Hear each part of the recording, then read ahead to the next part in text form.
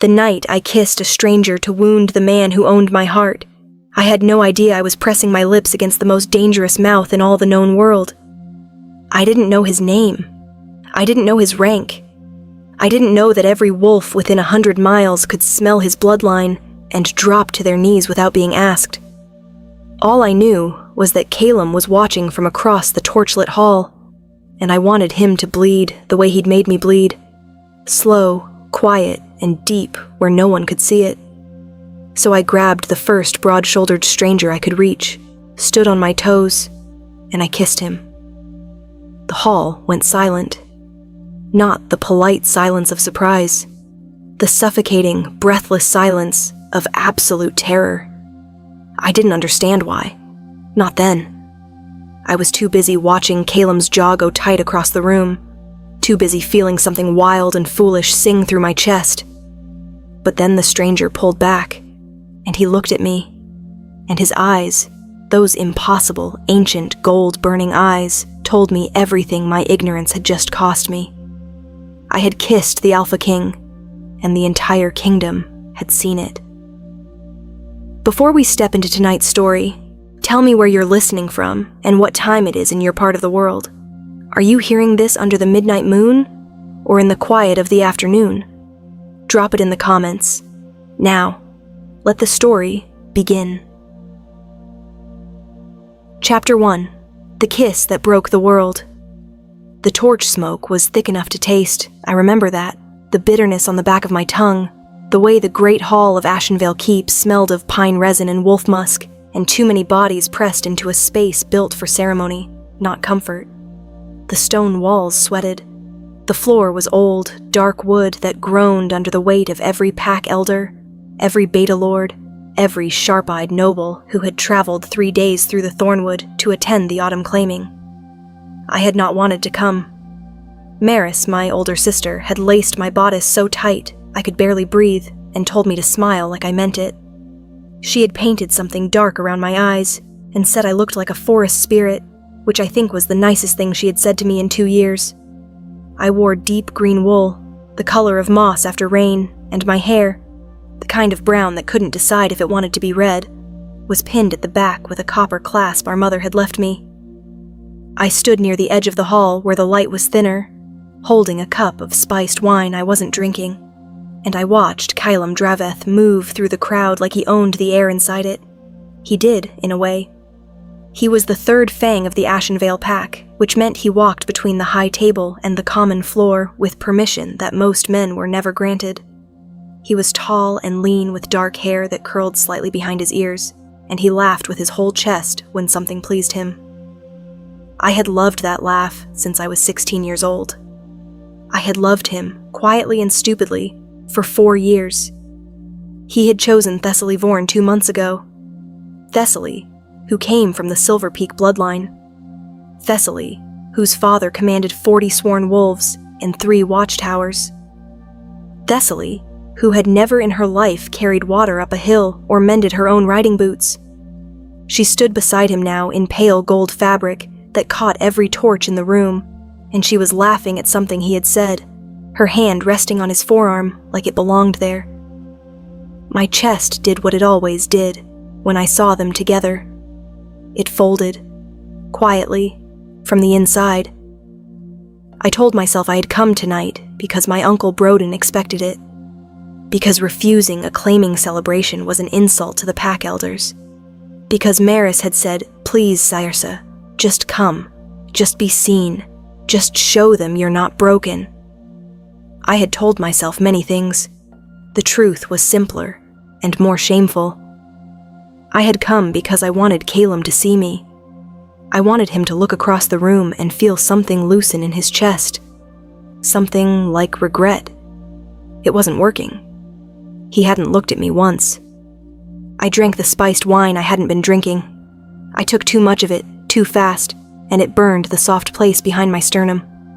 The hall felt louder suddenly. The music from the corner, 3 men with strings and a low drum, pushed against my ears. Someone near me erupted into laughter over a story I hadn't heard. I pressed myself further toward the wall, toward the dark gap between a tapestry and a stone pillar, and I breathed. That was when I saw the stranger. He stood near the far arch, alone in a way that felt chosen rather than accidental. Most men who stood alone at a claiming feast looked lost or overlooked. This man looked like he had decided the room wasn't worth engaging yet, and when he engaged it, it would know.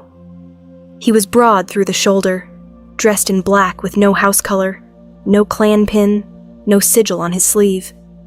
His hair was dark, cut close at the sides, longer at the top, and his jaw was the kind of sharp that made you think of old stone and older bloodlines. I noticed him the way you notice a fire in a hearth, not because you choose to, but because something animal in you responds to heat. He hadn't noticed me at all. Across the room, Thessaly laughed again. She touched Calum's jaw with 2 fingers, turning his face toward hers, and he smiled, that whole chest smile I had memorized without meaning to. And something inside me didn't fold quietly this time. It snapped. Later, I would call it grief. Right then it felt like fury wearing grief's clothes. I pushed off the wall. I crossed the hall. I was aware of my own heartbeat in a distant, almost floating way, the way you're aware of thunder before you feel it. I passed a group of beta wives who stopped mid-sentence to watch me. I passed a young lord who tried to catch my eye. I passed the edge of the torchlight, and I moved into the slightly dimmer space near the arch where the stranger stood. He turned when I was 2 feet from him. Not startled, just aware. His eyes caught the torchlight and held it. Gold, the deep, molten gold of something ancient. Something that had been burning long before this hall was built. I didn't think. I stood on my toes. I kissed him. His mouth was warm and still for exactly 1/2 of one breath. Then his hand came to my jaw.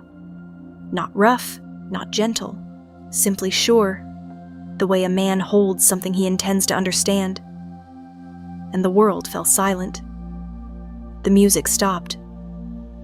I didn't notice at first. I was too alive in the wrong way, too aware of the heat of his skin and the smell of him, cedar and iron, and something wild underneath that made my wolf sit up straight inside my chest and go completely still for the first time in months. Then I heard it. The silence. The total, suffocating, hall-wide silence. I pulled back. The stranger's gold eyes were on me. Steady, unreadable. Not angry. Something more patient than anger. Something that knew it had all the time in any world it chose. Behind me, I heard a sound I had never heard before in any feast hall. A sound like 100 people exhaling the same breath. And then, one by one, beginning with the pack elders nearest the arch and spreading like water finding the edge of a floor, every person in the great hall of Ashenvale Keep lowered themselves. Bowed heads, bent knees, eyes to the ground. Every single person. Except Calum, who had gone the color of ash, and me, who had no idea what was happening. The stranger's thumb moved, barely, just once, against my jaw before he lowered his hand. His expression hadn't changed, but something in those ancient gold eyes had shifted, the way the surface of deep water shifts when something enormous moves beneath it. He said nothing. He didn't need to. One of the pack elders, an old man named Durek, whose voice had announced 3 generations of Ashenvale ceremony, spoke from his knees in a tone I had never heard from him. A tone made entirely of reverence and barely controlled terror. Long reign the Alpha King, sovereign of the 7 packs, first blood of the ancient line. The room echoed it back, 100 voices, low and unified. Long reign. I stood in the middle of it, in the middle of all of it, in my green wool dress with my copper clasp and my wine-burned chest, and I understood with a slowness that felt like drowning exactly what I had done. The stranger with the gold eyes was not a stranger. He was Zephyron Veilthorn, Alpha King of all 7 packs, the sovereign who had not left his mountain fortress in 11 years, the man whose name children were taught in the same breath as the word power, the man every pack wolf in this hall had spent their lives knowing they would never stand in the same room with. and I had kissed him. In front of everyone. His eyes found mine again. Patient, burning, waiting. And for the first time since Calum had chosen Thessaly, I was not thinking about Calum at all. Chapter 2. The Girl the Pack Forgot. I was 7 years old the first time I understood what it meant to be invisible. My father, Rendok of the Ashenvale Eastern Border, was not a cruel man. He was simply a man who had wanted sons and received daughters, and who had arranged his love accordingly, not withdrawn exactly, but distributed in the careful, economical way of someone who had decided there wasn't enough to spare. Maris, 4 years older and already showing the kind of beauty that made pack elders nod with approval, received the larger portion. I received the remainder. This is not a story about a father's failure. I have made my peace with Rendok. He did what small men do. He valued what the world told him to value, and the world had not yet told him that a second daughter with mud on her boots and questions in her eyes might be worth more than he assumed. I am telling it, so you understand the soil I grew from. The eastern border of Ashenvale territory was 3 hours by horse from the keep, pressed against a line of black rock hills that the old wolves called the Grey Teeth. Our holding was modest, a stone house with 4 rooms, a barn that smelled of wet timber, a yard that turned to mud every autumn without fail. My father patrolled the border with 2 sworn wolves who had been with him since before I was born. My mother had died when I was 4, leaving behind a copper clasp, a smell I could no longer fully remember, and a grief my father wore like a second skin for the rest of his life. Maris learned to cook. Maris learned to manage the household accounts. Maris learned to pour wine correctly and speak to visiting pack officials with the right combination of deference and quiet dignity. She was being shaped, carefully and deliberately, for a good match. That was the plan. That was always the plan. I learned other things. I learned how to track a deer through the Grey Teeth by the pressure marks on frosted ground. I learned which mushrooms could start a fever and which ones could stop one. I learned that border wolves gossiped if you were quiet enough near them, and that what they said when they thought no one was listening was almost always more truthful than what they said in formal report. I learned to run long distances without making sound, and I learned that the wolves who patrolled at night saw shapes in the dark hills that they never included in their written logs. I was not being shaped for a good match. I was simply growing, unattended, in whatever direction the light came from. This is how I knew Kylam Draveth before anyone expected me to. He came to the eastern border on a training circuit when I was 15, and he was 18. He was already spoken of in the way that promising young wolves are spoken of, with that combination of genuine admiration and competitive resentment that means everyone knows a person is going somewhere. He rode with 4 others, all of them laughing about something when they arrived at our yard, and my father greeted him with more animation than I had seen from Rendok in months. I was in the yard mending a bridle when they arrived. I didn't stand. I didn't perform the small social adjustments that Myaris had learned to make automatically. I looked up, assessed, and went back to the bridle. Calum noticed. That was the thing about him in the beginning. He noticed the things that weren't performing for his attention. He broke from the group after the formal greeting and crouched near me in the mud of the yard, without any apparent concern for his riding clothes. "You're doing that wrong," he said, nodding at the bridle. "I've been doing it since I was 9, I said. "If it was wrong, the horses would have told me by now." He laughed. The whole chest laugh. The one I would memorize over the next 4 years without ever intending to. They stayed 3 nights. By the second night, he was following me to the tree line at dusk to watch where I said a family of wolves, real ones, natural ones, not shifted, had been denning in the root system of a collapsed oak. He didn't speak much. He just watched with those dark eyes and that slight forward lean he had when something genuinely interested him. By the 3rd morning, when they rode out, he said my name clearly and deliberately in front of his companions, in a way that meant I see her, note that I see her, and I felt something bloom inside my chest that I was too young and too inexperienced to name correctly. I named it Hope. I should have named it Danger. Over the following years, he returned to the eastern border on 4 more training circuits. Then he was elevated to second scout, and then to third fang, and his circuits brought him near the keep rather than the borders, and the visits stopped. But the connection didn't, not for me. At pack gatherings, he always found me. At the winter moots, he sat near me.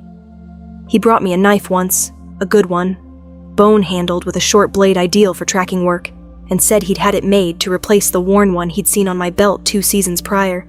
I had kept that knife. I was wearing it even now, on the night of the autumn claiming, on the night I kissed the Alpha King. When Kylam announced his intention to claim Thessaly Vorn, he told me himself.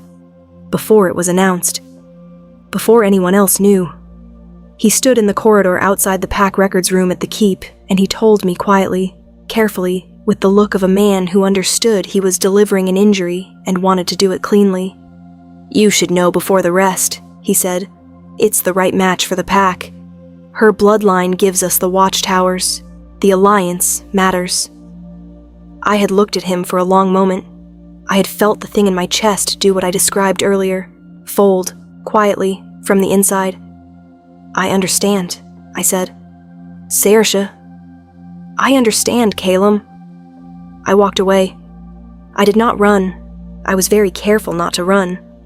The bone-handled knife was still on my belt on the night of the claiming, and when I saw him smile his whole chest smile at Thessaly across the torchlit hall, something inside me made a decision that my rational mind had not yet approved, which is how a girl from the eastern border with mud in her blood and grief in her chest came to kiss the most powerful man in the 7 packs. I lay in my narrow bed in the visiting quarters of Ashenvale Keep that night, staring at the ceiling while the distant sound of the feast continued below, and I ran through the facts as plainly as I could. Zephyrin Veilthorn had not spoken to me after the bow.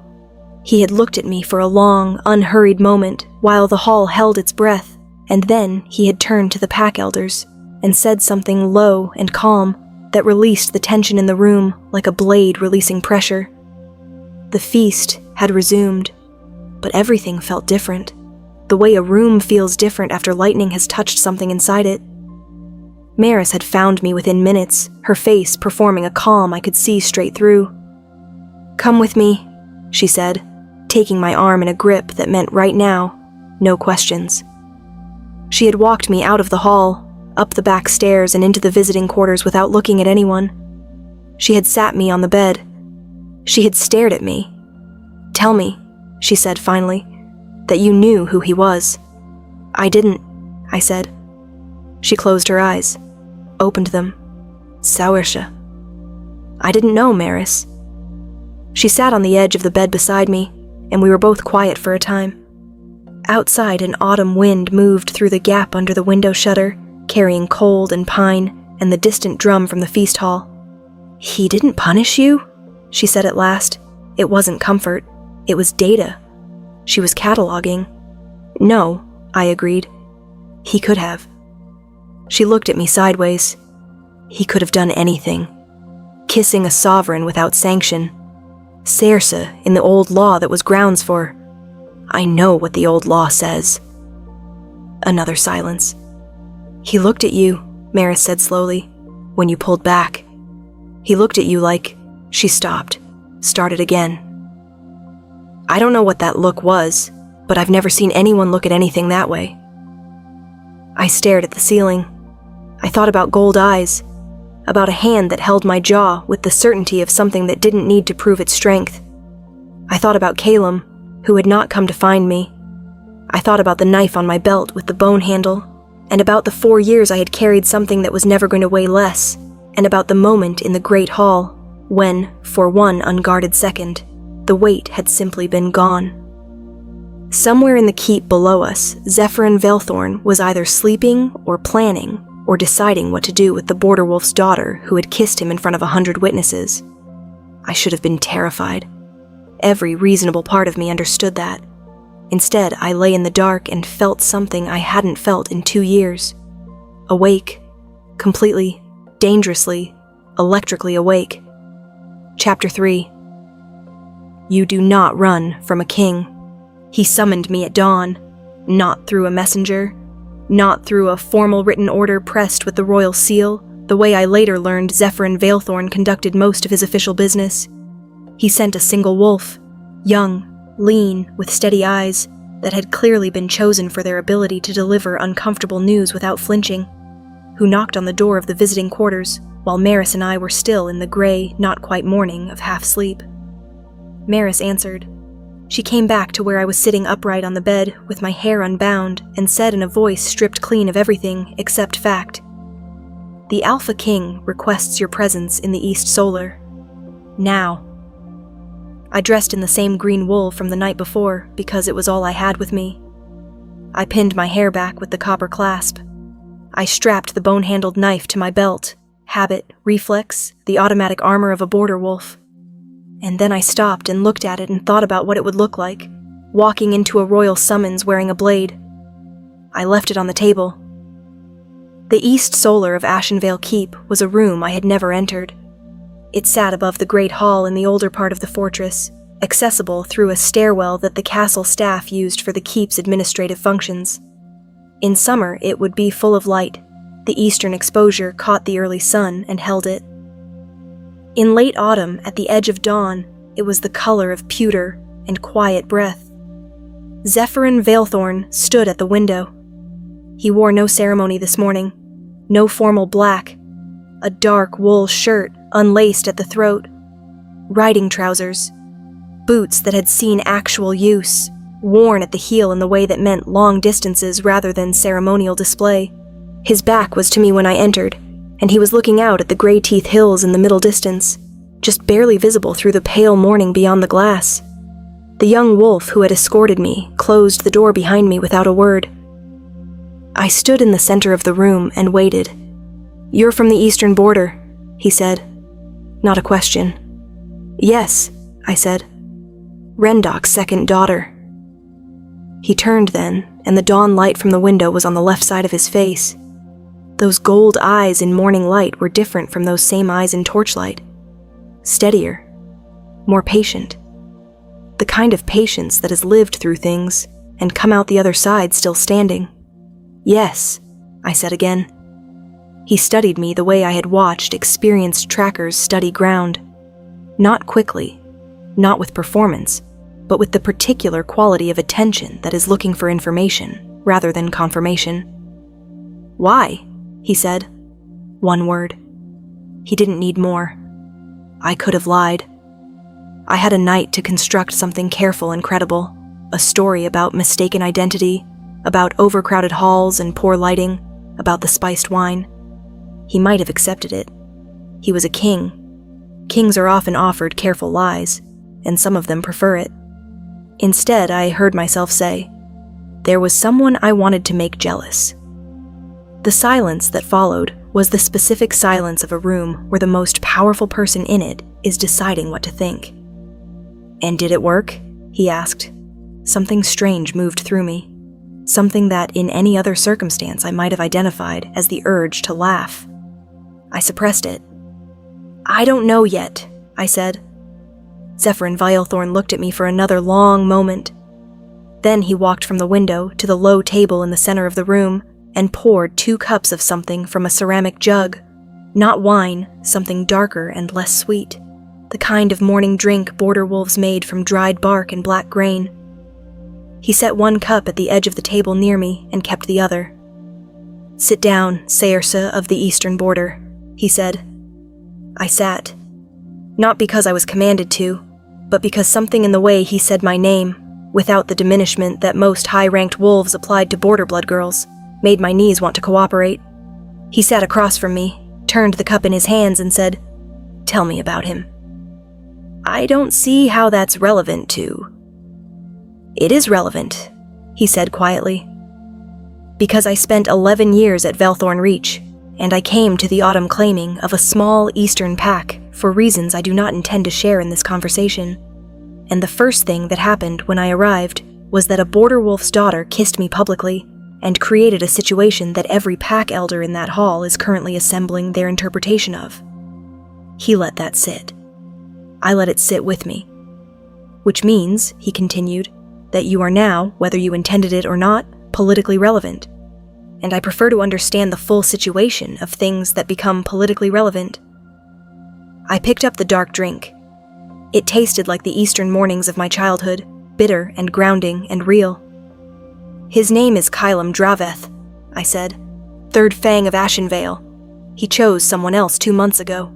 A better bloodline. And you came to the claiming to see him." My uncle expected. "That's not why you came." I looked at him. "No," I admitted. "That's not why I came." He nodded, almost imperceptibly. "And now? This morning. Is he still what you came for?" The question landed in an unexpected place. I opened my mouth and then closed it, which I suspected told him more than any answer I could have constructed. Something crossed his face. Not warmth exactly, but something adjacent to it. Something that recognized what it was looking at. "There will be a formal response required," he said, setting down his cup. "I will not allow it to be used against you, but it will not be able to be ignored. What happened in that hall has already been interpreted by every political intelligence in the room." "Interpreted? How?" I said, though some part of me already understood, and the understanding was making the floor feel less solid. "As intention," he said simply. "Mine." The floor finished going uncertain. "I don't understand." "When a sovereign does not punish or publicly reject a physical approach," Zephyrin said, with the level tone of someone reciting a thing they understand to be absurd, but factually accurate, "the court reads it as approval. By not stepping back last night, I communicated something I did not necessarily choose to communicate." "Then correct it," I said. "Tell them it was a misunderstanding. I didn't know who you were. I'll confirm it to anyone who asks." "Yes," he said. "You could do that. And you would be believed. And then you would return to the eastern border and your pack would wonder for the rest of your life whether you had been the woman who kissed the Alpha King and then been publicly discarded by him." The room was very quiet. "What are you saying?" My voice was steadier than I expected. He looked at me. Those ancient gold eyes. Waiting. Patient with the patience of someone who has never needed to rush because the world arranged itself around his timing. "I'm saying," Zephyrin Veilthorn told me, "that you're going to remain at Ashenvale Keep for the duration of my visit. That you will be seen in my company. That the story the court is already telling will be allowed to stand, for now, because it serves several purposes that I am not yet prepared to explain to you." "And if I refuse?" He tilted his head slightly. It was not a threatening gesture. It was something worse. It was the gesture of someone who has genuinely not considered the possibility, because they know the answer before the question finishes forming. "You were raised on the eastern border," he said. "You know which mushrooms stop a fever, and how to read pressure marks on frozen ground." He paused. "You are not a foolish person, Saoirse. Don't choose this moment to perform foolishness." I stared at him. He held the eye contact without effort, without aggression, without anything that needed to prove itself. I thought about the night before, about the silence that fell over 100 wolves, about the gold eyes that had looked at me afterward, not with fury, not with the cold assessment of punishment, but with that particular quality of a door opening onto an unexpected view. I thought about Calum, who had not come to find me, not last night, and not this morning. "For how long?" I said. "As long as necessary." "That's not an answer." "No," he agreed. "It isn't." I set down the dark drink. I looked at the window, at the gray teeth in the pale morning beyond it, at the hills I had grown up near, at the shapes I knew the way I knew my own breathing. Then I looked back at the Alpha King. "Fine," I said. Something moved in those gold eyes, something brief and deep and quickly contained. "Good," he said. "And then, eat something before midday. The pack elders will want an assembly before the afternoon bells, and you will need to look like someone who does not regret her decisions." He stood, which ended the conversation with the clean finality of a door closing. I sat for a moment after he moved back to the window. sat with the taste of bitter morning drink on my tongue, and the copper clasp cool against my palm, and the strange, electric, terrifying sense that my life had just turned at an angle I hadn't chosen. Below, somewhere in the keep, I heard the castle begin to wake, and from a corridor I couldn't see, I heard a voice I recognized, Caelim's voice, taut with something I'd never heard in it before. Looking for me. Chapter 4. What the King Came For. Caelim found me on the back stair. I was descending from the east solar when he appeared below me on the landing, as if he'd been waiting, as if he'd calculated which route I would take, which was exactly the kind of tactical thinking the pack had elevated him for, and which had never, until this moment, been aimed directly at me. He looked like a man who had not slept. His dark hair was uncombed. His jaw was set hard, and his eyes, that familiar brown that I had memorized, that I thought I would recognize anywhere as meaning home, were doing something I had no previous reference for. "Come down," he said, low and controlled. "We need to talk." I came down because refusing to descend a staircase, because your former almost something was standing on the landing below, would be theatrical in a way I didn't have energy for. I stopped 2 steps above him so our eyes were level. "Are you all right?" he asked. "Yes." "Last night." "I don't need to discuss last night with you, Caelim." His jaw tightened further. "You kissed the Alpha King, Saoirse, in the Great Hall, in front of every pack elder in the Eastern Territory. I'd say that requires some kind of Caelim." I said his name flat and clean. "Where is Thessaly?" He stopped. "Is she in your quarters?" I continued. "Is she sleeping in your bed this morning while you stand on this staircase looking for me? Because if she is, then I think you understand very well why this conversation doesn't belong to you." The silence between us had a shape. It was the shape of 4 years, and it was the shape of a bone-handled knife sitting on a table in a visiting room, and it was the shape of the whole chest laugh that I had to stop cataloging as mine. "I was worried," he said finally, quieter. "Whatever else, I was worried." I looked at him for a moment. The part of me that was still 16 in a muddy yard with a bridle believed him. The part of me that had spent 2 months folding quietly from the inside filed it away without comment. "I'm fine," I said. "The king has requested I remain at the keep during his visit." Something complicated and raw crossed Caelim's face. "Saoirse." "It's not a request I can refuse," I said. "And even if I could, I don't know that I would." I stepped around him and continued down the stair, and I didn't look back, and this time the not looking back cost me almost nothing at all. The assembly of pack elders took place in the great hall at the 3rd bell of afternoon, after the claiming ceremony proper had concluded, and the formal blessing of new pairings had been recorded in the pack ledger. I stood at the edge of the assembly in my green wool, clean now. Maris had produced a linen brush and considerable determination, with my copper clasp and the deliberate, careful expression of someone who does not regret their decisions. Zephyrin stood at the center of the high table. His presence in the hall was different in daylight, more solid, somehow, more permanent, like a feature of the room rather than a guest in it. He spoke briefly and without performance.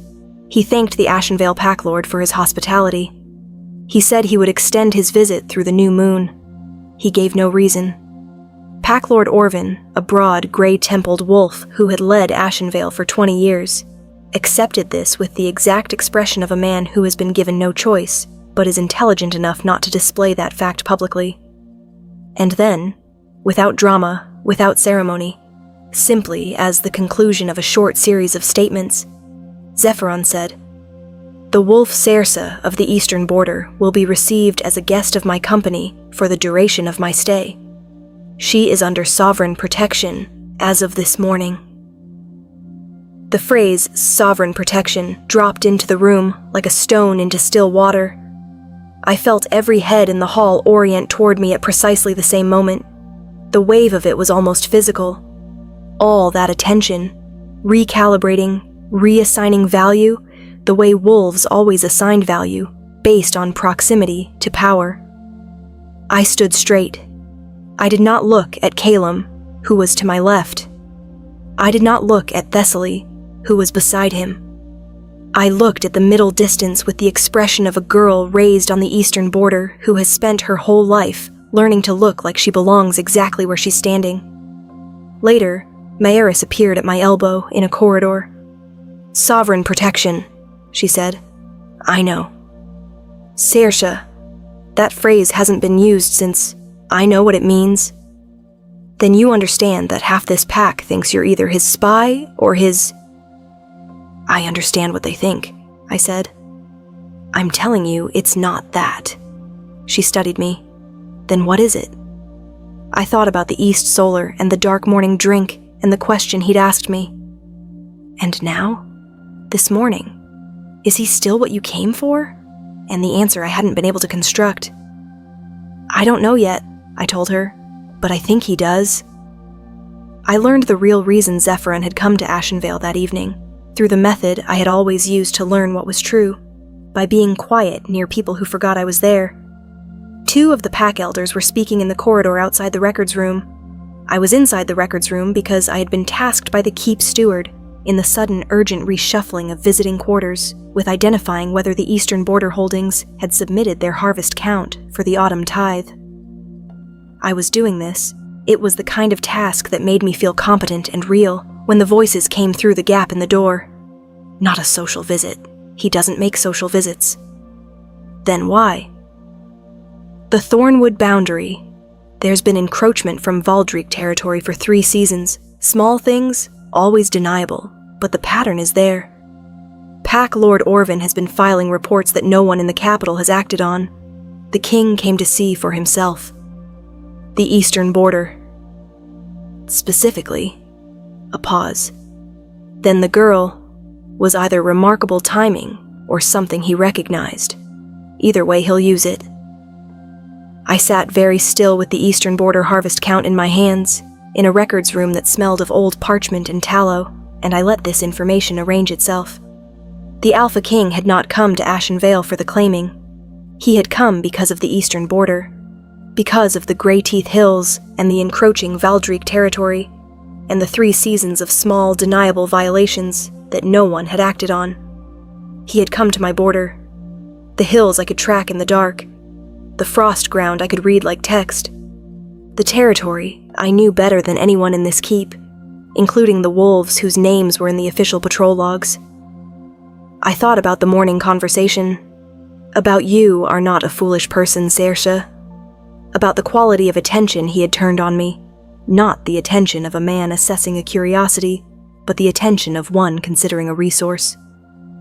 I set down the harvest count. I sat in the quiet of the records room while the corridor voices faded, and I let myself think something I hadn't given myself permission to think before. He hadn't just allowed the situation in the Great Hall to stand because of politics. He had seen something worth keeping near. And whether that should frighten me or not, I found that, deep in the practical, unsentimental border wolf core of me, it did not. It felt, against all reason, like being seen, for the first time in a very long time, and by someone whose eyes would never in this world let me be invisible. Chapter 5. The Greyteeth in winter. We rode out before sunrise on the 3rd day. No ceremony. No formal escort beyond 2 of Zephyrin's personal guard. Lean, silent wolves who wore no house colors and communicated with each other in movements so small, I almost missed them. The pack lord had offered a larger retinue and been declined. He had offered his own senior scout and been declined. He had stood in the courtyard in the pre-dawn dark, wearing the expression of a man who understands he has been managed very smoothly and cannot object to how. I rode a gray mare named Breck, borrowed from the keep stables, steady, sensible, with the kind of broad chest that meant she could work all day in cold air without distress. I had my own riding clothes, sent by Maris from our uncle's house in the lower town in a bundle dropped off by one of the stable hands before dawn. She had included the bone-handled knife without commentary. I strapped it on. Zephyrin rode a dark horse I had no name for, tall and reserved in the way of animals that are used to carrying very important things and have stopped being impressed by it. He rode well, not showily, with the settled ease of someone who had spent long hours in a saddle working rather than performing. We didn't speak for the first hour. The Thornwood track ran east-southeast from Ashenvale Keep through stands of black pine and birchbone white in the early light, the ground frozen to iron under the horses' feet. The two guards rode ahead and behind, and the world was cold and still, and the color of pewter, and the color of old pearl. I knew this track. I had ridden it every autumn for 11 years. I knew where it bent around the collapsed shepherd's shelter, and where the ground softened briefly over a buried stream bed, and where the gray teeth first became visible above the tree line, 3 notched peaks in a row that looked, in certain lights, exactly like what they were named for. "How far to the first boundary marker?" Zephyrin said. "At this pace, 2 hours," I said. "Less if we push." "We won't push yet." He was looking at the track ahead. "What's the quality of the patrol coverage in this section?" "On paper, 2 wolves, rotating on a 4-day cycle." "And off paper?" I glanced at him. He wasn't looking at me, but he was listening in the particular attentive way I had already started to recognize as his default mode, present in a way that missed nothing. "One of the patrol wolves injured his knee 2 seasons ago," I said. "He walks the track but doesn't run it. The 4-day rotation has gaps in the 3rd quadrant, between the shepherd's shelter and the first marker, because the injured wolf slows when the ground is uneven, and his partner adjusts to stay with him rather than cover the ground properly." A pause. "And you know this how?" "Because I'm from the eastern border, and I pay attention," I said. He turned to look at me then, briefly, with those gold morning eyes. "Yes," he said. "I know." We found the first evidence of encroachment at the boundary marker, a carved stone post set at the intersection of 3 ancient territories, older than any current pack. The marker itself was untouched, but the ground around it, frozen now but readable if you knew how, showed sign of repeated recent passage from the western face. Valdreek territory lay to the west. The prints were not patrol wolves walking a line. They were the prints of wolves working at night, moving in a spread pattern across a narrow corridor, which meant they were mapping. Not raiding. Mapping. I crouched near the marker and traced the edge of one impression with my finger. Deep in the heel, shallow at the toe. "Running slightly downhill when they made this," I said. "But there's no hill here." I looked west. "They came from above the ridge. There's a secondary path above the Grey Teeth that's not on any of Ashenvale's official maps. My father called it the Ghost Run. The old wolves used it for emergency communication between border holdings."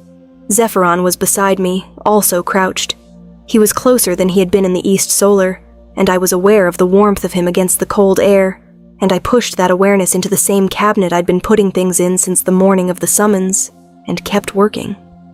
"Not on the official maps," he said. "No, which means anyone using it to cross into Ashenvale territory knows the official maps, but not the territory itself. They had a guide who knew the old paths." I stood. Someone from Ashenvale gave them that information. The silence that followed was the specific silence of a thing becoming serious. "You're certain," he said. "About the path?" "Yes. My father walked it with me when I was 8. It's not something you find by accident." Zephyron stood. He looked at the marker, at the ground, at the ridge above. His expression was contained in the way of someone processing at speed beneath a still surface. "Can you take me to the Ghost Run?" he said. "Yes," I said. "But not today. The approach is exposed and the light's wrong. We'd be visible from the Valdreek ridgeline for nearly a quarter mile if we go now." He looked at me. "Tomorrow, then. Before dawn." "Before dawn," I agreed. We rode the remaining boundary markers in the morning. At the 3rd marker, I found more passage sign, older, and at the 4th, near the northern edge of the Grey Teeth territory, I found something that made me go still in a different way. A small cut in the marker stone. Fresh, clean, not weather damage. I turned it toward Zephyron without speaking, and watched his face do the thing it did when something confirmed what he had already suspected. Not surprise, but a kind of cold, quiet solidification. "The Valdreek claim," he said. It wasn't a question. In the old territorial law, a cut mark on a boundary stone was the opening move of a formal encroachment. It meant, we have been here. We intend to argue we were invited. It was the kind of thing that could spiral, slowly and legally, into a disputed border case that could take 10 years to adjudicate, or could be resolved quickly by a sovereign who happened to be standing at the stone with a witness. If they file a boundary claim, I said carefully, and cite this mark as evidence of prior presence, they'll file in the spring, he said. After the ground thaws, and the evidence is less clear, by then they'll have made 3 more marks and established a pattern. Unless someone is already watching them make the marks. He turned his head toward me. Go on. I know the ghost run, I said. I know the 3rd quadrant gap in the patrol coverage. I know which nights the replacement wolf walks stiff because of his knee, and which nights he's been given something for the pain, and covers more ground. I met those gold eyes. You didn't just need someone who knew the territory in a general way. You needed someone who knew these specific things, and the only person at the Autumn claiming who had those specific things was the girl from the eastern border who kissed you in the Great Hall. Zephyrin held my gaze for a long moment. The gray teeth were above us, iron dark against a pale sky, and the cold moved through the birch trees in a sound like breathing. I didn't know who you were before last night, he said. What I knew was that a wolf from the eastern border had been attending claiming feasts for 4 years. I knew the name. I didn't know the face. But this morning, when you summoned me... By that morning, he said, I had asked 3 questions and received 3 answers that told me what I needed to know. I thought about this, about the way the summons had come before the sun, about the dark drink and the careful, specific questions, about you are not a foolish person, Saoirse. You moved fast, I said. I find, he said, turning his horse back toward the thornwood track, that the things worth having tend to require it. He said it evenly, factually, not with the tone of a man producing a sentiment. And yet... I sat on Breck in the cold air near the marked boundary stone, and the thing in my chest that had been folding quietly for 2 months did something entirely different. It didn't snap. It didn't bloom. It opened, slowly, like a door that had been warped shut by long, cold weather, finally giving to the pressure of a change in season. I nudged Breck forward and followed the Alpha King back through the birch trees, and I didn't examine the feeling, because examining it would require admitting it existed. I was not ready for that. Not yet. Chapter 6. What Loyalty Costs. The betrayal came from someone I had not thought to watch. It arrived, as most betrayals do, disguised as something ordinary. A conversation overheard. A pair of voices in a room I was not supposed to be near.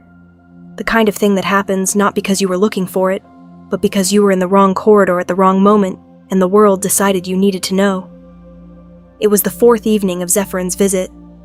I had spent 2 days riding the boundary with him, learning his way of thinking, methodical, unhurried, building a picture from small pieces the way you build a fire from small wood before the large pieces go on.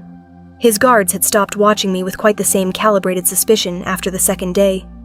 One of them, a compact and quiet wolf named Thesic, had nodded at me on the morning of the 3rd ride in a way that meant, "You're acceptable," which I gathered was not an assessment he distributed widely. The keep had arranged itself around Zephyron's presence the way water arranges itself around a stone, everything flowing in slightly different patterns, everyone subtly repositioned. Pack Lord Orvin had become more formal and more attentive simultaneously. The elder wolves had started appearing in corridors where they hadn't previously been seen, lingering, available.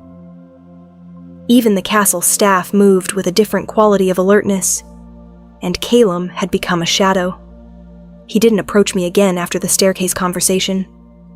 He was present at the formal meals, at the appropriate distances, wearing the precise expression of a man performing his rank correctly.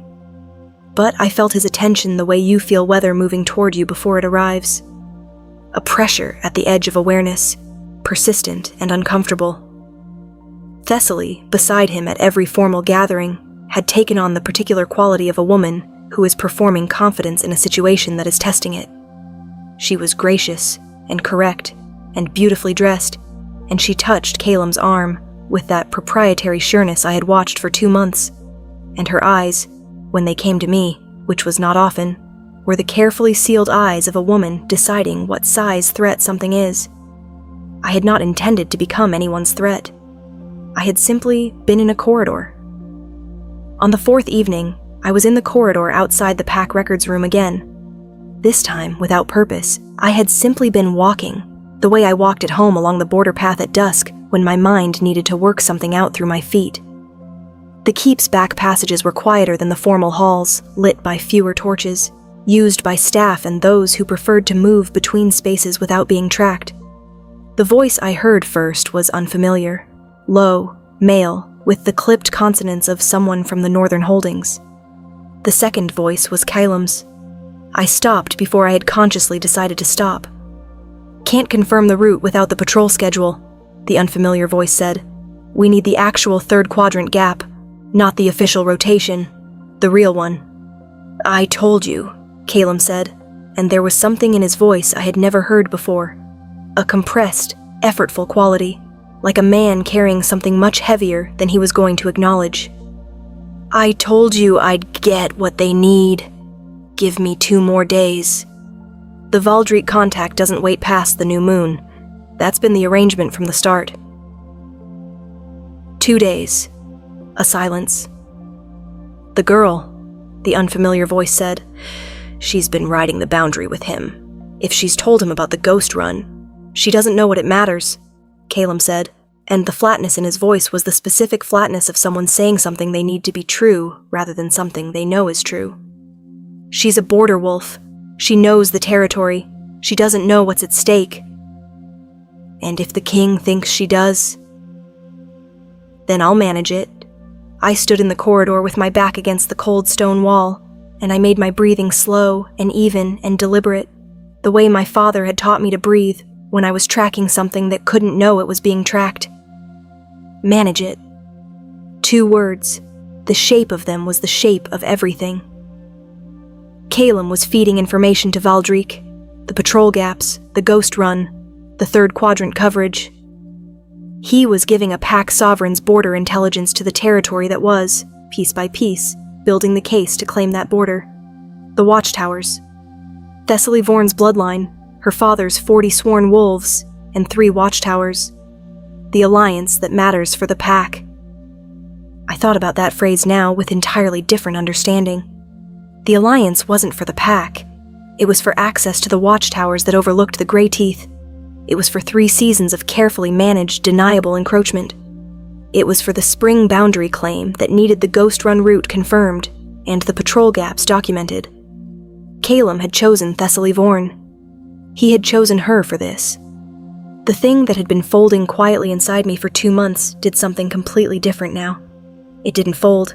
It didn't snap. It went very cold and very still, the way the eastern border goes in deep winter, not dead, just distilled down to its most essential self, capable of surviving anything. I moved away from the corridor with the same care I used near Quarry that couldn't be startled. I put distance between myself and those 2 voices, and I took my cold stillness with me. And I thought, I could go to Zephyron. I could walk to the East Solar, or wherever he was tonight. This keep was small enough that Thessic would know, and I could tell him everything I had heard. I could hand him the full shape of it. The Valdreek contact, the new moon deadline, the 3rd quadrant gaps being specifically requested, the ghost run. Calum would be arrested. The conspiracy would unravel. Thessaly's father and his watchtowers and his 40 wolves would face whatever came of their involvement, willing or unwilling. And Calum Draveth, who had laughed his whole chest laugh at me in a muddy yard when I was 15, who had made me feel seen in the specific way that shapes the rest of your life, who had sat beside me at winter moots and brought me a bone-handled knife and told me before anyone else about the choice he was making, Calum would be destroyed. I stood in an empty corridor of Ashenvale Keep, and I held the weight of it. Then I walked to the East Solar. Zephyron was alone, at the same window, with what I suspected was the same ceramic jug of dark morning drink repurposed for the evening. He turned when I entered. He took one look at my face and set down the cup. "Sit down," he said. Not a command, an offer. I sat. I told him everything, in the order I had heard it, with the precise language I had learned from years of listening to Border Patrol reports. I didn't editorialize. I didn't interpret. I presented the information and let him build from it the way I had watched him build from the boundary markers. He was very still while I spoke. At the end, he was still for a moment more.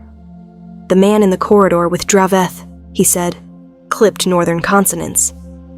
"Northern Holdings," I confirmed, "or trained there." "I know who he is," Zephyrin said, with the quiet finality of a chess player who has just seen 4 moves ahead. "He's been in Ashenvale for 3 days, registered as a wool merchant from the northern settlements." He paused. "He's a Valdreek intelligence courier." I absorbed this. "So you already had him?" "I had his presence. I needed the connection." He looked at me. "You just gave me the connection." The room was quiet. Outside, autumn wind moved against the keep walls with a sound like something testing for weakness. "Calum," I said. The name tasted like the eastern mornings of my childhood, familiar, bitter, real. "Yes," Zephyrin said. "What will happen to him?" He looked at me for a long moment, and there was something in his face that I hadn't seen there before. Not softness exactly, but an acknowledgement, a recognition of what this cost. "That depends," he said carefully, "on how much of this was coercion and how much was choice." "Does it matter which?" "To the law, no," he said. "To me, somewhat, and to you, I think, considerably." I looked at my hands, the bone-handled knife at my belt, the copper clasp cool against my chest, the whole catalog of small objects that held the weight of everything I had carried from that muddy yard. "I needed you to know," I said, "whatever it costs." "You needed to know." "Yes," he said, and then quietly, "Thank you, Saoirse." He said my name the same way he always said it, without diminishment, like it belonged in the same sentence as respect. I felt the door in my chest move again, that slow, warped wood opening, and this time, I didn't close my eyes against it. "What happens now?" I asked. "Now," Zephyrin said, standing, moving to the table to pour a second cup. "We let Calum Draveth spend 2 more days believing he has time." He placed the cup in front of me. "And we make use of those days." Chapter 7. The Ghost Run. We went before the sky decided what color it was going to be. Thesic and the second guard, a tall woman named Oravel, whose silence was the kind that came from choosing words like weapons, rode 20 minutes behind us. This was Zephyrin's instruction, close enough to close the distance in under 5 minutes if necessary. Far enough back that anyone watching the Ghost Run approach from above the Grey Teeth would see 2 riders, not 4. The trail that wound up from the Thornwood to the ridge axis of the Ghost Run was not on any official map, as I had told him. It was on my map, the one I carried inside my body, drawn from 11 years of walking the border at every season in every weather. It was the track my father had shown me on a morning sharp with frost, the 2 of us moving through birch-white silence, his big hand pointing at the specific place where the game trail met the old wolf path, showing me how to read the difference. I led and Zephyrin followed, and the only sound was hoof fall on frozen ground, and the low wind through the Grey Teeth that sounded in certain moods like something old testing its voice. "Here," I said, at the bend where the game trail ended and the Ghost Run began. I stopped Breck and stepped down to check the ground on foot, the way I always did at this junction. The frost here was undisturbed. No recent passage, which was what I'd hoped. Zephyrin dismounted beside me without being told. He crouched at the edge of the path and looked at the ground with the reading patience I had come to associate with him. That quality of looking that gathered rather than searched. "Last passage," he said. 3 days ago? 4? 3, I said. See the edge of the heel impression? It's frost-filled but not wind-smoothed yet. 3 days. He nodded. They'll come again before the new moon. Tonight or tomorrow night? I agreed. If the new moon is the deadline, they need confirmation of the patrol gap pattern. They'll come to observe, not to mark, which means they won't be covering sign. Which means we'll be able to track them in real time. He stood. Can you do that from above? I looked up at the ridge. The gray teeth above us were slate and iron against the lightning sky, and the ghost run wound along the near face before crossing through a natural gap to the Valdreek side. From the high point of the run, before the gap, you had a clear view of the third quadrant of Ashen Vale's eastern border below, the exact corridor where the patrol coverage had the gap. Yes, I said. There's a flat outcropping below the second notch. From there, you can see both the corridor and the gap approach at the same time. Show me. We climbed on foot from that point, leading the horses on a longer, shallower arc that kept them quiet and preserved the direct path for undisturbed observation. The cold was serious at this altitude, not the damp cold of the thornwood, but the dry, honest cold of high stone, the kind that made your ears ache and your breath come out in shapes. Zephyrin climbed with the undemonstrative competence he seemed to apply to everything. Not easily, because this wasn't easy ground, but without complaint or performance. I stopped twice to check my read of the path, and the second time he said quietly, watching me work, "You love this." I looked at him. What? The territory, reading it, being in it. He wasn't being sentimental. He was observing. Your face does something different out here. I turned back to the path before I could decide what to do with that. It's the only place I've ever been good at being, I said, which was more than I'd intended. He said nothing, but I heard him move forward behind me with a quality of silence that felt, somehow, like acknowledgement. The outcropping was exactly where I'd held it in memory.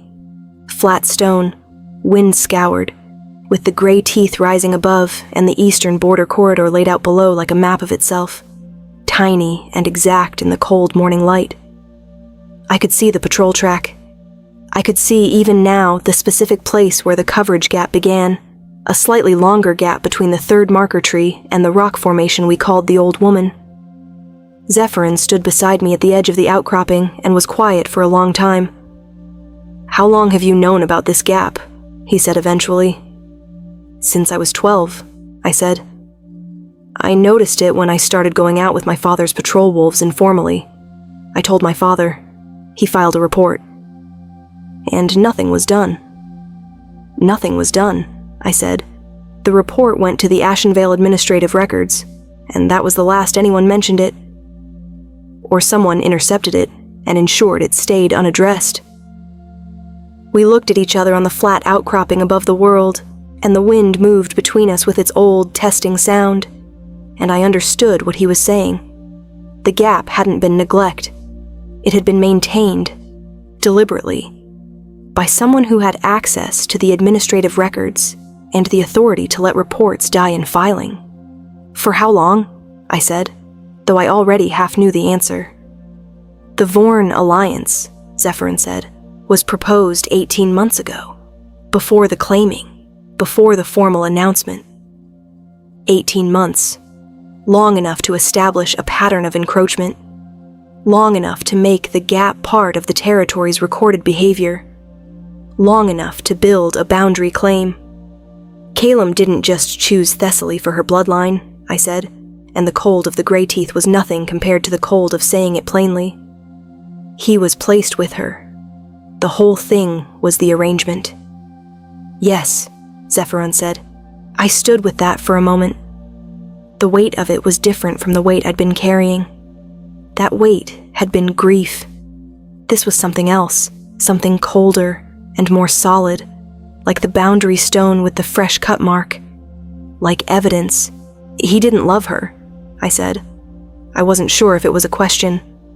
"I don't know what Calum Draveth feels," Zephyrin said. "I know what he chose. What he chose." Yes. That was the only weight that actually mattered. We positioned ourselves at the outcropping as the morning came fully in, and we waited in the way that border wolves wait, without restlessness, without urgency, with the particular quiet attention that knows it has to out patiently whatever it's watching for. 2 hours before the mid-afternoon bell, they came. 3 of them, moving along the upper face of the ghost run from the Valdreek side, with the careful, studied footfall of wolves who had been briefed on the path but hadn't walked it many times. The one in front was the northern consonant voice from the corridor. I knew him by his movement pattern the same way I'd known the injured patrol wolf by his gait. Zephyrin watched them without moving. His hand came to my wrist once, briefly, when I shifted my weight, not a grip, just contact, the specific quiet signal of stay, and I stilled. They stopped at the ghost run's midpoint.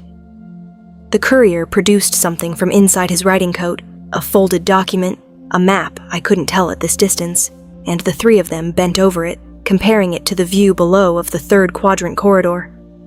Zephyrin's hand left my wrist. He stood. His voice, when it came, was not raised. It didn't need to be. It carried the natural authority of something the air itself obeyed. Oravel. 30 seconds later, from below the opposite face of the ghost run, I heard Thesic and Oravel's horses moving at speed. And from above, I hadn't seen them, hadn't tracked them, which meant they were very good. 2 more wolves I didn't recognize emerged from the Grey Teeth rock above the Valdreek trio. The 3 wolves froze. The northern consonant courier looked up the trail toward Zephyron. From this distance, I couldn't read his expression, but I saw the moment his body did what bodies do when something very large and very certain steps out of the future they had constructed for themselves. He went completely still. Zephyrin descended toward them with the same unhurried quality he brought to everything, and I stayed at the outcropping and watched, and the cold wind moved through the Grey Teeth with its old sound, and I thought about a girl from the eastern border who had learned to read frost ground, and patrol gaps, and the silence under silence. I thought about what it meant that the right person had finally been listening. Below me, on the ghost run, the Alpha King said something to the 3 Valdreek wolves in a voice too low for the wind to carry. Whatever it was, all 3 of them sat down on the stone path and did not get up again.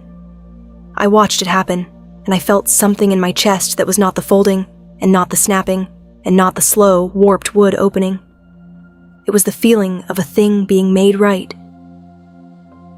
Chapter 8. What breaks and what holds they brought Calum to the east solar at dusk, not in chains. Zephyrin had been specific about this. I had been there when he gave the instruction to Thesic, standing in the corridor outside the records room where, 2 days ago, I had overheard everything. No restraints. Bring him like a man being invited to a conversation. Let him walk in thinking he has choices.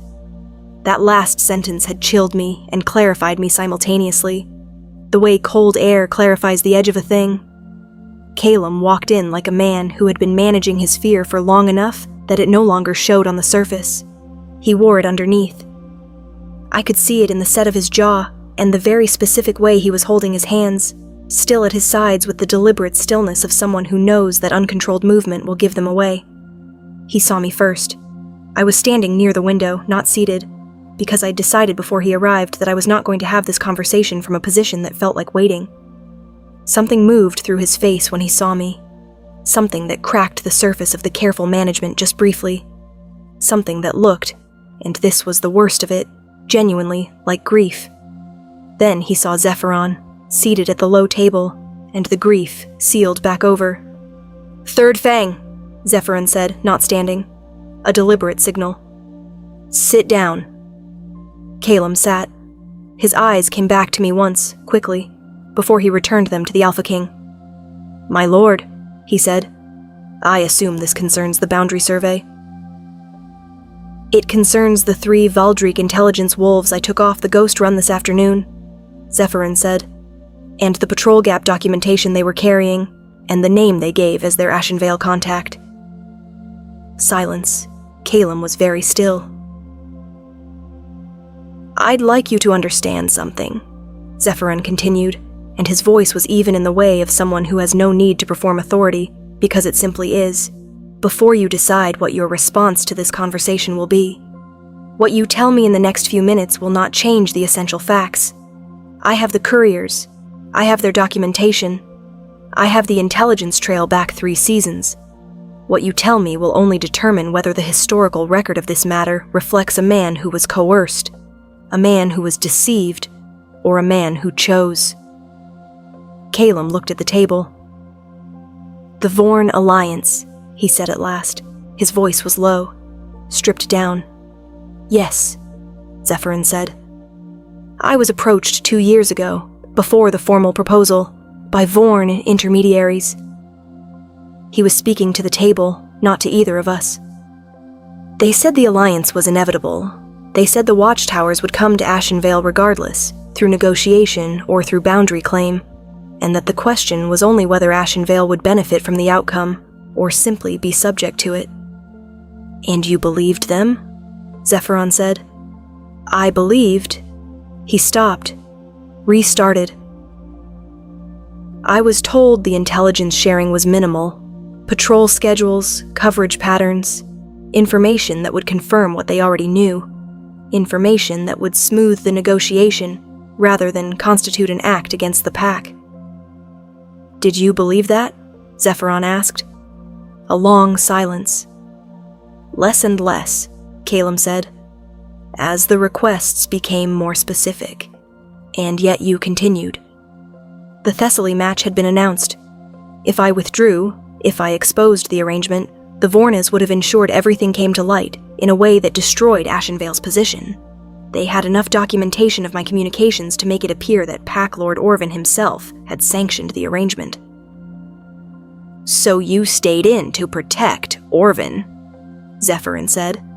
There was no inflection on it, no skepticism, no absolution. Just the statement, turned like a stone to see what was underneath. Calum looked up then, not at Zephyron, at me, and I saw it, the full shape of it, in his face, which had cracked open past management now, and was showing me something I had never seen there before. Not love, exactly. Something harder and more honest than the word love usually contains. The specific grief of a person who has watched themselves make choices they cannot unmake, while being completely clear-eyed about what they were losing. "I'm sorry, Saoirse," he said. I looked at him across the room. I felt the bone-handled knife at my belt, the copper clasp, the weight of a muddy yard and a whole-chest laugh, and 4 years of carrying something I had named wrong from the beginning. "I know," I said. And the strange thing was, I did know. I had known at some level since the staircase, since the East Solar, since the cold of the gray teeth and the outcropping, and the feeling of a thing being made right.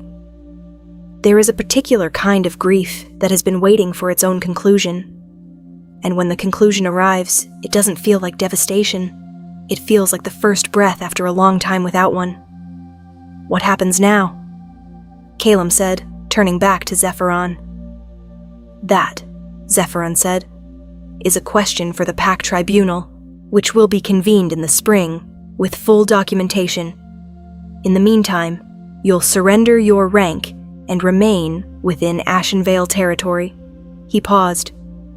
"The Vorn Alliance will be formally dissolved. The watchtowers will be brought into sovereign trust pending a full audit of the Vorn holdings and their role in this arrangement." Calum absorbed this. He was pale but steady, the steadiness of someone receiving what they expected and finding it in some strange way a relief.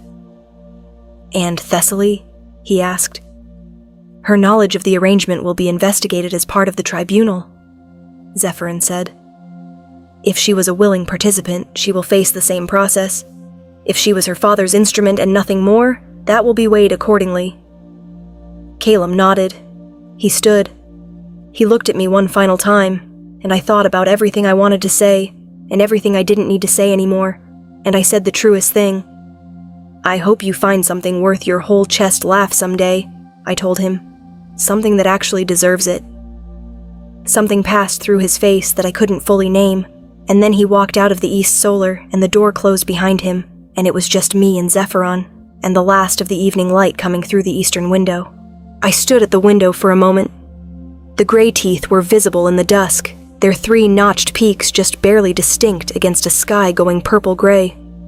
"Are you all right?" Zephyron asked. The same question Calum had asked me on the staircase. In Zephyron's voice, it was different, quieter, more precise, asking the actual thing rather than the manageable version of it. "Yes," I said. And then, honestly, I think I've been grieving something that wasn't what I thought it was for a long time. It's strange what it feels like to set it down. He was quiet for a moment. Then, "I know what that feels like." I turned to look at him. He was still seated at the table, but he wasn't looking at the table. He was looking at me with those gold eyes that I had learned, over the past 5 days, held more interior complexity than they initially appeared to. More history, more loneliness, more of the particular ache of a person who has been the most powerful person in every room for so long that actual contact has become a kind of lost language. 11 years at the Reach, I said. "Yes." "You said you came here for the border situation." "I did. And the claiming. You had no reason to attend the claiming. It's a minor Eastern Pact ceremony." He held my gaze. "No," he said. "I had no official reason." I sat down across from him, the ceramic jug between us, the last of the light failing outside. "Tell me about the unofficial reason," I said. And for the first time since I had stood on my toes and pressed my lips against his in a crowded hall full of terrified wolves, Zephyron Veilthorn looked at me without any of the careful containment he wore the way other men wore armor. What I saw underneath was not what I had expected from the most powerful man in the 7 Pacts. It was someone who had been alone for a very long time, and who had come to a minor Eastern claiming ceremony because a woman from the Grey Teeth border had been noted in a territorial report 3 seasons ago for identifying a patrol gap that every official wolf had missed, and who had wanted, for reasons he had not yet put cleanly into words, to see for himself. Chapter 9. What a king protects. The Valdreek response came before the new moon. I had not expected it to be this fast, or this direct. I had not expected them to send someone to the keep itself. But when you have 3 intelligence couriers taken on your territory's access road, and a 4-season encroachment strategy dismantled in an afternoon, the calculation changes, and desperate calculations produce reckless moves. They sent a formal envoy, an older wolf named Cassidy Vrel, thin and silver-haired and carrying the Valdreek seal, who arrived at Ashenvale's main gate the morning after Calum's interview, requested immediate audience with the Alpha King, and was escorted to the Great Hall by 2 of Orvan's gate wolves, who had the careful, uncertain bearing of men who were not sure what protocol applied to this situation. Zephyron received him publicly in the Great Hall, which I understood was itself a message. Whatever this conversation is going to be, it happens in the open. I was present. Sovereign protection meant I had been included in the formal breakfast gathering that preceded the audience, and I had found a place at the edge of the assembly where I could see the room clearly, and where I trusted my own ability to read what was actually happening beneath the ceremonial surface. Cassidy Vrel was good at his work. He moved through the formal opening, the statements of respect, the acknowledgement of the Alpha King's presence, the appropriate level of deferential performance, with the smoothness of someone who has delivered difficult messages in difficult rooms for a long career. He expressed regret for the misunderstanding at the boundary. He offered a formal written apology for the presence of unauthorized personnel on Ashenvale territory. He presented the apology in a folded document bearing the Valdreek Lord's seal, which was handed to Zephyron by an escort wolf. Zephyron received it without opening it. "Tell me," he said to Cassidy Vrel, "about the boundary claim your lord intends to file in the spring." A silence. The carefully managed smoothness in Vrel's face adjusted, very slightly. "My lord has no current intention of filing." "He had the documentation drafted 4 weeks ago," Zephyron said. "He filed the preparatory record with the Interpack registry under a secondary title. I have the registry notation." The silence this time was longer. Vrel was recalculating. I watched him do it, the small eye movement, the barely perceptible shift of weight, the moment a man decides which version of his position is still defensible. There may have been preliminary preparations, Vrel said carefully, in anticipation of a negotiated arrangement. There was no negotiated arrangement, Zephyron said. There was an unauthorized intelligence operation conducted against a sovereign pack using a corrupted local contact with the objective of constructing false evidence of prior territorial presence.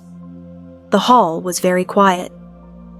The documentation your intelligence couriers were carrying when my wolves took them on the ghost run, Zephyron continued, included a forged patrol schedule bearing Pack Lord Orvin's seal, forged Envoy Vrel, which is not a territorial dispute. It's a criminal act against a sovereign pack and against the crown. Cassidy Vrel was very still. My lord, he said, and the smoothness had dropped. I carry a secondary message for your private consideration. Speak it here, Zephyron said. There is no private consideration in matters of sovereign law. Another calculation in Vrel's eyes, and then, with the flat determination of a man who has been given instructions he was hoping not to have to deliver publicly, he said, The eastern border wolf, the one under your protection. My lord has information about her family holdings that he believes would be relevant to your assessment of her reliability as a source. Every head in the hall turned toward me. I stood at the edge of the assembly in my green wool, and I kept my face exactly as I had learned to keep it on the eastern border, still present, reading the ground. Specify, Zephyron said. His voice had not changed. The quality of the room had. Her father's border holding operates on a territory lease from Ashenvale. The lease is subject to renewal at Pack Lord Orvin's discretion. My lord has reason to believe. Vrel paused, choosing words with the care of someone holding something unstable. That Pack Lord Orvin could be persuaded, given the current complexities of the Ashenvale administrative situation, to allow the lease to lapse. He let that sentence complete itself in the room. My father's holding. The stone house with 4 rooms. The barn that smelled of wet timber. The border patrol that he had walked for 20 years. If the lease lapsed, if Orvin was pressured or persuaded, or simply found it expedient, my father would have no legal standing on territory he had defended his entire life. They were using Rendok.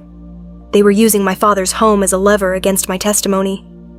I felt cold, and then I felt something hotter than cold, and then I felt Zephyron stand up. He didn't speak immediately. He rose from the formal chair at the head of the hall with the quality of something that has been patient for long enough, and has decided that patience is no longer the appropriate tool. Envoy Vrel, he said, and the timbre of his voice had changed, lower, carrying further, the specific resonance of someone speaking from a place of authority so fundamental, it doesn't require volume. You have come into this hall, in this pack's house, and you have attempted to use a woman's family against her to suppress evidence of your lord's criminal conduct. Vrel started to speak. I have not finished. Silence. The eastern border holding of Rendok of the Grey Teeth is, as of this moment, under sovereign charter, not a pack lease, a crown charter, which supersedes any pack administrative decision and is not subject to political pressure of any variety. He looked at Vrel with those gold eyes that held the morning and the deep water and the patience of something that has been burning since before this hall was built. Tell your lord that the border claim is dead. The registry filing will be expunged. The criminal documentation will be submitted to the Interpack Court. And if any further action is taken against any person who cooperated with this investigation, I will treat it as a direct act against the Crown. He sat down. Cassidy Vrel, for the first time since entering the hall, had nothing left to perform. He bowed, stiffly, turned, and was escorted out. The hall remained quiet for a moment after the doors closed. Then Pack Lord Orvin, with the relieved decisiveness of a man who has just been handed a resolution he couldn't have constructed himself, stood and called for the morning formal to conclude. The room began to move. People spoke. The noise of normal activity reasserted itself over the extraordinary. I stood at the edge of the assembly, and I thought about a stone house with 4 rooms and a barn that smelled of wet timber, and a man who had loved me in the economical way of someone who didn't know he had enough to spare. And I thought about the word charter, and what it meant for all of that to be permanent and safe. Maris appeared at my elbow. Her face was doing something I hadn't seen it do in years. Something open. "Did you know he was going to do that?" she whispered. "No," I said. "The charter, I know what it means." She looked at me the way she had looked at me on the night of the claiming when she'd described the way Zephyron had watched me. "Sersa, I know," I said again, quietly. Across the hall, Zephyron was receiving a formal word from Pack Lord Orvin, his profile to me, and I watched him with the feeling of someone who has been reading territory their whole life and has just recognized a landscape they have been in for days as somewhere they already knew the name of. Maieris took my arm gently. "What are you going to do?" she said. I watched him for another moment. The gold in his eyes caught the hall light, even at this distance. "I'm going to find him," I said, "after this. And I'm going to say something true." "What truth?" I thought about the East Solar and the dark morning drink, about the ghost run and the outcropping and the wind that tested the Grey Teeth for weakness, about the door in my chest that had been warped shut by long, cold weather and what it felt like when the season finally changed. "The one I've been knowing for 5 days," I said, "and being a coward about." Maris squeezed my arm once, said nothing further, and let me go. Chapter 10. The name of the thing. I found him at the eastern wall. Not in the solar, not in the Great Hall, not in any of the formal spaces the keep had arranged for his use. He was on the outer wall walk, the narrow stone passage that ran along the top of Ashenvale's eastern curtain wall, from which, on a clear day or a clear evening, you could see the Grey Teeth in their full line, all 3 notched peaks, the narrow darkness of the thornwood below them, and if the light was right, the distant smear of pale stone that was my father's border holding at the edge of what could be seen. He was leaning on the parapet. He was not looking at documents or speaking to anyone. He was looking at the hills. I climbed the wall walk stair and crossed to where he stood. I stopped beside him, near enough that I could feel the warmth he put out against the evening cold, and I looked at the hills with him for a moment. "You can see the holding from here?" I said. "Just barely. That pale smear near the second Grey Teeth notch." He looked. "I can see it," he said. We stood with it for a moment. "The charter," I said. "You didn't do that because of the legal situation." "No," he said. "You did it because they threatened my father's home." "Yes." I stopped, tried to find the word. "That's a considerable thing to do for someone who kissed you as a tactical mistake." Something crossed his face, that brief, quickly contained thing I had started to recognize as the version of him that hadn't yet decided how much it was allowed to show. "Is that what it was?" he said. I turned toward him. He turned toward me at the same moment, and we were closer than we had been anywhere, except the Great Hall on the night of the claiming, and his gold eyes in the evening light were the color of something seen through deep water, warm and strange, and very old. "No," I said. "I'm finished pretending that's what it was." He was still. I grabbed the nearest broad-shouldered stranger because I was hurt, and I was foolish. I said, "And I kissed you without knowing who you were, and then I found out who you were, and I spent the next hour being terrified. And then I spent the next 5 days learning what you actually are, and what you actually are is..." I paused, because the word I needed was large, and I wanted to carry it carefully. "You're the first person in my life who looked at what I actually am and decided it was useful.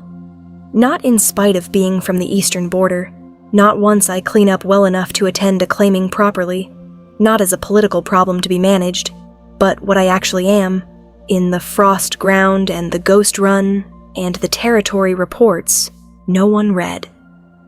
He was listening with that entire, gathered quality of attention.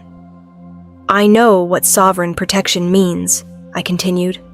I know what the charter means, and I know what it means that you spent 11 years at the Reach and came to a minor claiming because someone from the Greyteeth border filed an accurate report 3 seasons ago. I met his eyes. I know what that means. I just want to know if I'm reading the ground correctly before I say the rest of it. Zephyron Vailthorn looked at me on the eastern wall of Ashenvale Keep with the Greyteeth behind me, and the evening light changing the sky above the thornwood into shades I didn't have names for. You are reading the ground correctly, he said. You always do. I felt the door in my chest open all the way, not slowly this time, fully with the clean entirety of something that had been waiting for exactly the right pressure from exactly the right direction. Then I'll say the rest of it, I said. I don't want sovereign protection as a political arrangement. I don't want to be useful to you in the administrative sense. I stopped once more, and the evening wind moved through the Greyteeth below us with that old, testing sound, and I let it pass. I want to still be standing next to you when this visit is over. I want to still be riding the boundary with you when the frost comes back and the ghost run is tracked again. I want the east solar and the dark morning drink and the patient way you listen when I'm reading the ground. I held his gaze. I want you to see me the way you've been seeing me since you turned around in that hall, and I want to keep seeing you the way I have been since you handed me that second cup. The wall walk was very quiet. Below, the keep sounds, horses, kitchen smoke, the distant bell of the evening count, moved through the cold air in the ordinary way of a world going about itself. Zephyrin reached up and touched my jaw, not the certain quick gesture from the great hall, but something slower, something that was asking rather than holding. His thumb traced the line of the copper clasp where my hair was pinned.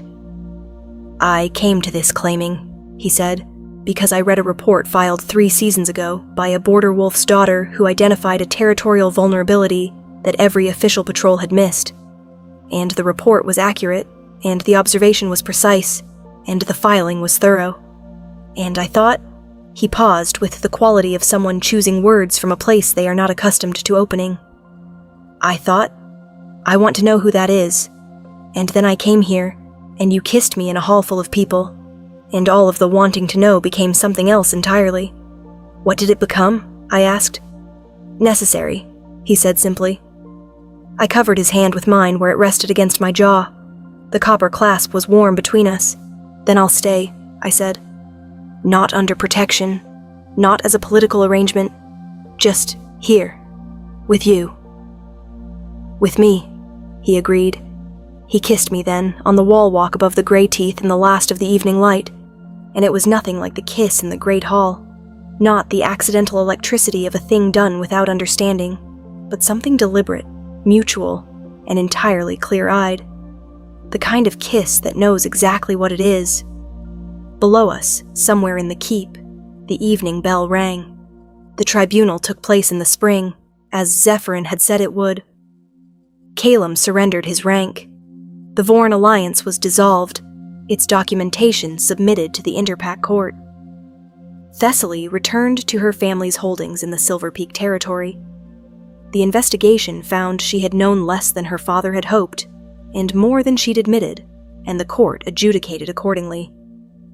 Cassidy Vrel's lord faced a formal censure and a territorial settlement that cost him 2 seasons of Watchtower revenue, which was, in the language of pack politics, a complete and permanent defeat.